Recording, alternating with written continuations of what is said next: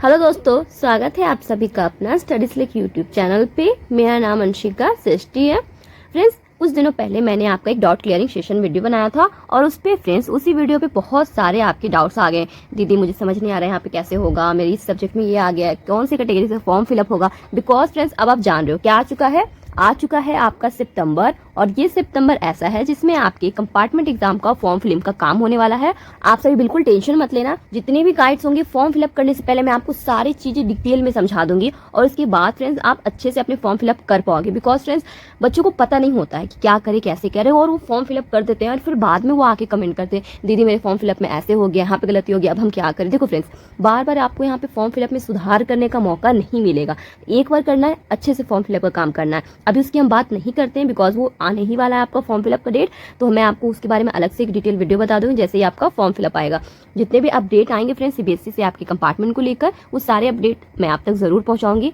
और आप सभी से बस एक छोटा सा रिक्वेस्ट रहेगा दोस्तों कि आप सभी वीडियोस देखते हो बट सब्सक्राइब नहीं करते हो। ये बात सच है दोस्तों, मैं आपको बहुत ज्यादा सपोर्ट करती हूँ और यहाँ पे आप देख सकते हो, मतलब व्यूज आप देख सकते हो एंड फिर आप सब्सक्राइबर देख सकते हो, बहुत ही कम है। बट फ्रेंड्स मैं कुछ कर नहीं सकती हूँ इसमें, वो आपका होता है। अगर आपको वीडियो अच्छा लग रहा है तो मुझे मोटिवेट करने के लिए चैनल को सब्सक्राइब जरूर करना, इस वीडियो को एक लाइक और शेयर जरूर कर देना, मैं आपको सपोर्ट करती रहूंगी फ्रेंड्स। अब आगे कंटिन्यू करते हैं, वीडियो को स्टार्ट करते हैं दोस्तों। कमेंट नंबर 1 से, मैम ऑनलाइन फॉर्म में मैथ स्टैंडर्ड चेंज करके बेसिक कर सकते हैं, प्लीज रिप्लाई। ये एक बहुत ही इंपॉर्टेंट क्वेश्चन है। जैसे ही फॉर्म फिलअप का काम स्टार्ट होता है वैसे ही बच्चों का ये कमेंट आ जाता है। ज्यादातर ये मैथ्स के लिए कमेंट बहुत बहुत ज्यादा आता है कि दीदी क्या हम स्टैंडर्ड से बेसिक ले सकते हैं। देखो फ्रेंड्स, अभी तो लास्ट ईयर का नोटिस के हिसाब से मैं आपको बता दूं तो सीबीएसई ने ऐसा आपको चांस नहीं दिया। जिस सब्जेक्ट में आपका कंपार्टमेंट आया फेल हुए हो, आप सिर्फ उसी सब्जेक्ट का दे सकते हो, आप वहां से स्टैंडर्ड से बेसिक भी नहीं कर सकते हो। बात रही फ्रेंड्स कि अगर सीबीएसई का ऐसा कुछ मन हुआ, इस ईयर का नोटिस में अगर कुछ वो ऐसा निकालती है तो मैं आपको अपडेट जरूर करूंगी। बट लास्ट ईयर का जो था वो मैंने आपको बता दिया कि आप स्टैंडर्ड चेंज नहीं करके बेसिक में नहीं जा सकते हो, ठीक है। और बाकी फ्रेंड्स जो कंफर्मेशन एक बार होता है ना, वो सीबीएसई अभी नोटिस निकालेगी आपकी फॉर्म फिलअप को लेकर, तो वहां से बिल्कुल कंफर्म हो जाएगा। नेक्स्ट कमेंट है यहाँ पे ब्लॉगर मानसी का। कमेंट इज, दीदी मेरा 10th में कंपार्टमेंट फिर से आ गया तो 2025 में फिर से देना पड़ेगा पूरा पेपर कि सिर्फ जिसमें कंपार्टमेंट है उसी में फॉर क्लास 10th। देखो क्लास 10 हो या फिर क्लास 12, दोनों स्टूडेंट्स को मैं बता दूं कि आपको सारे सब्जेक्ट की एग्जामिनेशन देना कंपलसरी नहीं है। सीबीएसई आपको चांस देती है कि अगर आपका मन है तो आप सारे सब्जेक्ट का एग्जामिनेशन एसेंशियल रिपीट की कैटेगरी से दे सकते हो। अदरवाइज जिस सब्जेक्ट में आपका कंपार्टमेंट आया, आप सिर्फ और सिर्फ उसी सब्जेक्ट का कंपार्टमेंट देके अपना क्लियर करके पास हो सकते हो। कोई जरूरी नहीं है सारे सब्जेक्ट की एग्जामिनेशन देने का। क्लियर है मानसी? आई होप कि आपको आपका क्वेश्चन का आंसर मिल गया होगा। नेक्स्ट कमेंट को देखते हैं। नेक्स्ट कमेंट इज, मैम जो प्रैक्टिकल में स्कूल वाला नंबर दिया है वो ऐड होगा या नहीं। देखो जो स्कूल आपको नंबर दिया है प्रैक्टिकल में बोर्ड एग्जामिनेशन के टाइम पे, वो आपका कंपार्टमेंट जब आपने दिया उस टाइम पे भी आपका कैरी फॉरवर्ड हो गया, ठीक है। बाई चांस आप उसमें भी कंपार्टमेंट फिर से आपका आ गया है तो कोई टेंशन की बात नहीं है, बोर्ड वाला आपका प्रैक्टिकल फिर से कैरी फॉरवर्ड कर दिया जाएगा। आपको सिर्फ वहां पे क्या करना है, अपने थ्योरी पे ध्यान देना है और थ्योरी में किसी तरीका से भी बस 33% लाने की कोशिश कर लेना है और टारगेट सेट रखना है 50% का। मतलब कि नंबर की मैं बात करूं तो टारगेट फ्रेंड्स आपका 50 मार्क्स का हर हाल में होना चाहिए। जो भी बच्चे इस बार बोर्ड एग्जाम के साथ साथ कंपार्टमेंट एग्जाम देने वाले हैं, वो सारे बच्चे का टारगेट मिनिमम मैं बात करूं तो 50 मार्क्स का होना ही चाहिए किसी भी हाल में, ठीक है। उससे कम अगर लेते हो फ्रेंड्स तो फिर प्रॉब्लम आप ही को होगा, ठीक है। नेक्स्ट कमेंट इसी का एक और है, वो देख लेते हैं। सिस्टर मैंने कंपार्टमेंट का एग्जाम दिया था 10th में और उसमें भी कंपार्टमेंट लग गया, मेरा कोई भी एडिशनल सब्जेक्ट एडेड नहीं था। प्राइवेट कैंडिडेट का फॉर्म फिल करते समय एडिशनल सब्जेक्ट ऐड करवा सकते हैं, एग्जाम्पल म्यूजिक, कंप्यूटर। एक बहुत ही अच्छा क्वेश्चन इन्होंने पूछा है बिकॉज ऐसे बहुत सारे बच्चे होते हैं जो ऐसा चाहते हैं, ठीक है। बट मैं आपको बता दूं कि ये पॉसिबल नहीं है, सीबीएसई आपको ऐसा चांस नहीं देगी। वो सारे सब्जेक्ट जिसमें जो आपने बोर्ड एग्जाम के टाइम पे लिया था, वो सारे सब्जेक्ट जो आपने बोर्ड एग्जाम के टाइम पे चूज किया था, आप सिर्फ और सिर्फ एलिजिबल होते हो वही सारे सब्जेक्ट का फिर से कंपार्टमेंट देने के लिए, ठीक है। कोई भी आप अदर सब्जेक्ट का कंपार्टमेंट नहीं दे सकते हो, सीबीएसई अलाउ ही नहीं कर सकती है, मतलब सीबीएसई अलाउ ही नहीं करती है। तो आई होप कि आपको क्वेश्चन का आंसर मिल गया होगा। बिल्कुल आप यहाँ पे ऐड नहीं करवा सकते हो। बहुत ही मैं समझ सकती हूँ कि आपको टेंशन हो रही होगी, फिर से कंपार्टमेंट आ गया और आप टेंशन हो रहा है कि पास हो भी पाएंगे या नहीं। बट देखो फ्रेंड्स, अभी आपके पास टाइम है और मेरा सपोर्ट तो आप सभी लोगों के लिए शुरू से रहा ही है और आगे भी रहेगा। बस फ्रेंड्स आप मेहनत करो, आप जरूर पास हो जाओगे। मैं भगवान से प्रार्थना करूंगी, आप सभी लोगों के लिए प्रार्थना करूंगी, बस थोड़ी सी मेहनत आप भी कर लो, ठीक है। नेक्स्ट कमेंट को देखते हैं। नेक्स्ट क्वेश्चन है यहाँ पे, अगर प्राइवेट कैंडिडेट का एग्जाम में फेल हो गए तो क्या 2025 में सीबीएसई में एग्जाम दे ये कि नहीं प्लीज रिप्लाई। ओके, तो यहाँ पे बहुत सारे बच्चे प्राइवेट कैंडिडेट्स थे जो यहाँ पे उनका लास्ट अटेम्प्ट था। ठीक है, बहुत सारे बच्चों का ये क्या था, लास्ट अटेम्प्ट था यहाँ पे कंपार्टमेंट का, और फिर उनका 2025 में आ गया है, तो उनको डाउट हो रहा है कि वो दे सकते या नहीं। तो ऐसे जो भी बच्चे हैं जो प्राइवेट कैंडिडेट थे, उनका लास्ट अटेम्प्ट था और वो सारा अटेम्प्ट उनका एंड हो चुका है, तो वो मेरी बातों को ध्यान से सुने। आप 2025 में सीबीएसई से एग्जामिनेशन दे सकते हो, बट आपको सारे सब्जेक्ट का एग्जामिनेशन देना होगा। बिल्कुल सही सुना आप सभी लोगों ने। जिनके भी यहाँ पे मैं रिपीट करती हूँ, लास्ट चांस था कंपार्टमेंट एग्जाम देने का और वो लास्ट चांस में भी फेल हो गए हैं, तो वो बच्चे 2025 में सीबीएसई के थ्रू एग्जामिनेशन दे सकते हैं, बट द कंडीशन इज उनको एसेंशियल रिपीट की कैटेगरी से फॉर्म फिलअप करना होगा और उन्हें सारे सब्जेक्ट का एग्जामिनेशन देना कंपलसरी होगा। क्लियर है? ठीक है, जो रेगुलर स्टूडेंट है प्लीज दोनों में डिफरेंस रखना, दोनों बातों में। आई होप क्लियर है। नेक्स्ट क्वेश्चन है यहाँ पे ज्योति का, जो कंपार्टमेंट मार्कशीट में है वो भी लेना पड़ेगा क्या? स्कूल से कंपार्टमेंट में आरटी आ गया तो भी लेना पड़ेगा क्या? यस, आपके पास टोटल अब जाके 3 मार्कशीट हो जाएगी। पहला आपका बोर्ड एग्जाम वाला, सेकंड आपका कंपार्टमेंट वाला, जो कि आपको स्कूल से जाके ले लेना है। अपना मार्कशीट स्कूल में नहीं छोड़ना है, भले आप उसमें फेल हो गए हो, बट वो मार्कशीट आपको जाके ले लेनी है अपने स्कूल से। ठीक है, और फिर आपको जब आप कंपार्टमेंट क्लियर कर लोगे, पास वाली जो मार्कशीट होगी, फिर आपको वो मार्कशीट ले लेनी है और आगे फिर जाके कॉलेज में एडमिशन करवाना होगा। ठीक है, नेक्स्ट क्वेश्चन है यहाँ पे कमल श्रीवास्तव का, दीदी मार्कशीट पर ईयर कौन सा होगा? बहुत ही अच्छा क्वेश्चन है।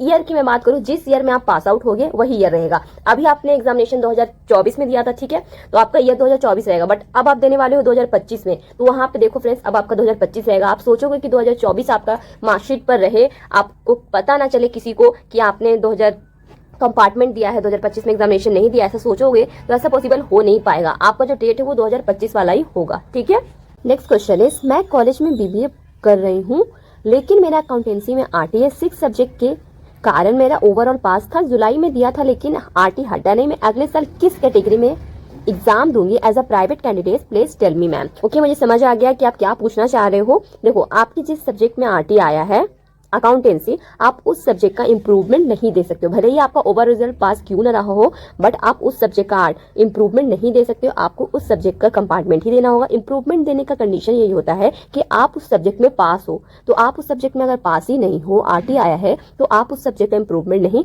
आप अपना प्राइवेट कैंडिडेट का फॉर्म यहाँ पे कंपार्टमेंट की कैटेगरी से भरोगे। आई होप क्लियर है। ठीक, हेलो मैम, मैं क्लास 12th क्लास से हूँ, 5 सब्जेक्ट है। मैथ्स में कंपार्टमेंट जुलाई में दिया था, उसमें फिर आ गया कंपार्टमेंट। मेरा मार्क्स फिजिक्स और केमिस्ट्री में भी कम है पर पास हूँ। डाउट्स ये है कि मैथ्स कंपार्टमेंट के साथ साथ फिजिक्स और केमिस्ट्री का इंप्रूवमेंट भी दे सकता हूँ।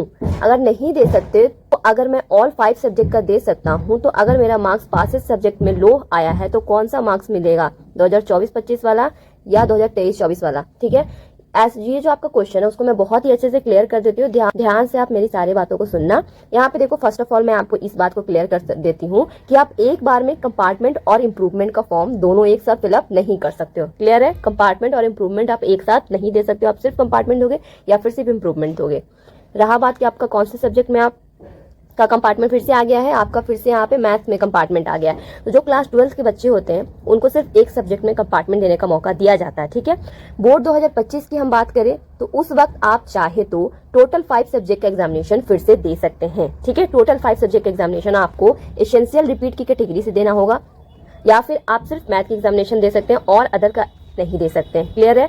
और उसके बाद जब आप पूरा 5 सब्जेक्ट का एग्जामिनेशन देते हैं तो जो आपका फाइनल रिजल्ट बन के आता है वही रहेगा। ठीक है, 2023-24 वाला रिजल्ट से उसका कोई लेना देना नहीं रहेगा। वो केसेस सिर्फ इंप्रूवमेंट वाले बच्चों को दिया जाता है कि अगर बाई चांस उनके इंप्रूवमेंट में मार्क्स कम आ गए हैं पहले से, और 2023-24 में उनके मार्क्स अच्छे रहे हैं और 2024-25 में उनके मार्क्स और कम आ गए इंप्रूवमेंट के दौरान, तो उनका पुराना वाला मार्क्स वैलिड होता है। बट कंपार्टमेंट के टाइम पे ऐसा नहीं होता है। जो आपने एग्जामिनेशन दिया है फिर से, और वो जो आपका मार्क्स रहेगा फ्रेंड्स, वो आपका फाइनल रहेगा। क्लियर है?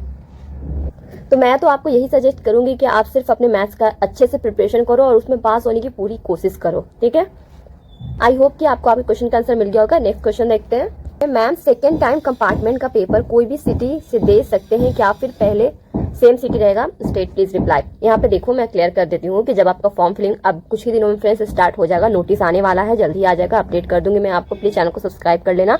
अब सीबीएसई फॉर्म फिलअप का काम स्टार्ट करवाने वाली है आप सभी लोगों का, तो प्लीज ध्यान रखिएगा। अब जिस भी सिटी में फॉर्म फिलअप करोगे कि इस सिटी में मुझे एग्जामिनेशन देना, आपका सेंटर उसी सिटी में जाएगा। क्लियर है?